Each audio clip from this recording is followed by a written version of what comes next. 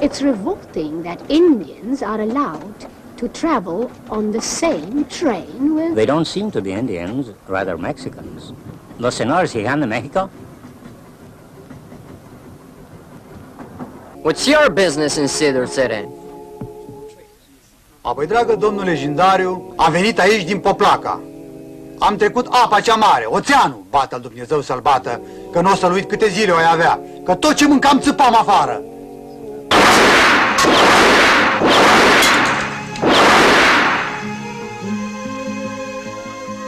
Învață-mă și pe mine. We are emigranți. Oh, how exciting. Our brother. Our brother. On the authority bestowed... All right, you're under arrest. Stai așa că am priceput. Ce că ne arestează?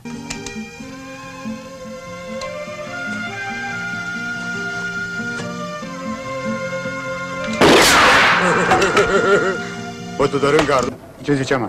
Nu știu. Adu ce mai citește în Biblia aia?